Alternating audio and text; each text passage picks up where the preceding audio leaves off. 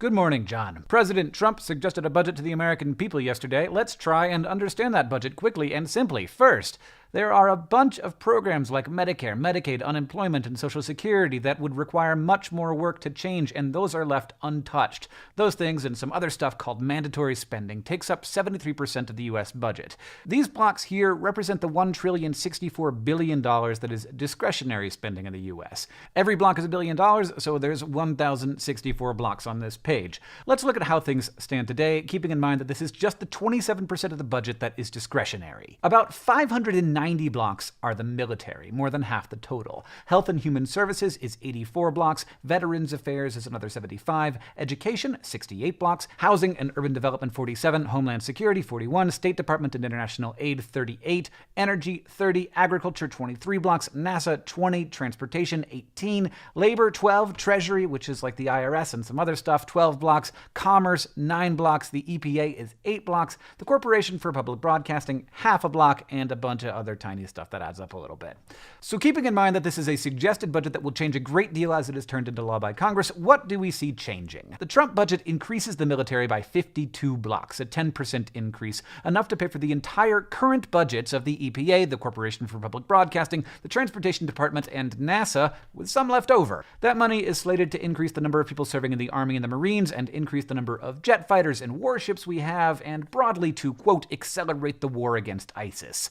4.5 blocks go to Veterans Affairs, earmarked for healthcare programs. Also increasing by about 3 blocks is Homeland Security, which will be dedicated largely to border control. A full block and a half going to detention and removal of undocumented immigrants. 2.5 blocks going to the down payment to build a big, beautiful wall. You might have noticed that added up to more than 3 blocks. There are also some cuts within Homeland Security, mostly counterterrorism stuff. And that's it for the increases. Now let's go through how those things are paid for without dramatically increasing the budget. 13 blocks are going to come out of Health and Human Services, including the Low-Income Home Energy Assistance Program, which basically helps poor people stay warm in the winter, but it also includes cutting 6 blocks out of the National Institutes of Health for Biomedical Research, one of the largest sources of research funding in the world.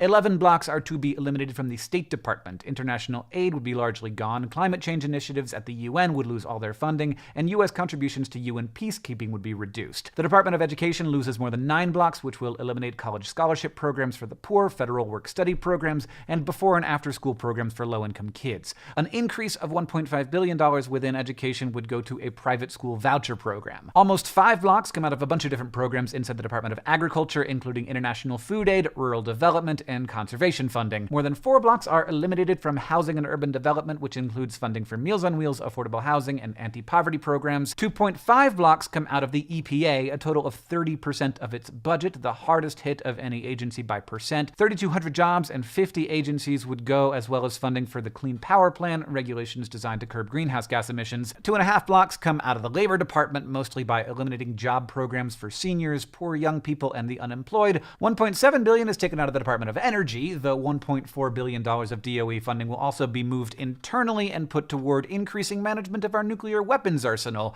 Decreases come out of programs supporting development of advanced and future clean energy technology. The Department of the Interior loses a block and a half, funding that supports wildlife refuges and national heritage areas and the acquisition of new federally protected land. 1 block comes out of the Department of Justice, mostly because of decreasing prison populations, which is actually good news all around, and NASA gets a small cut, which comes almost entirely out of the parts that study the Earth's climate. Oh. What's that little block over there? That's probably not important, right? Just 1 block? That contains, oh yeah, the entire National Endowment for the Arts, the National Endowment for the Humanities, the Institute of Museum and Library Services, and the entire budget for the Corporation for Public Broadcasting, which supports public TV and radio. All those things, all together, 1 block under Trump's budget, they don't exist anymore. That is basically, very basically, because there are thousands of programs within these departments, and knowing which ones do what is not going to fit into a fun little YouTube video, but basically what this budget asks for.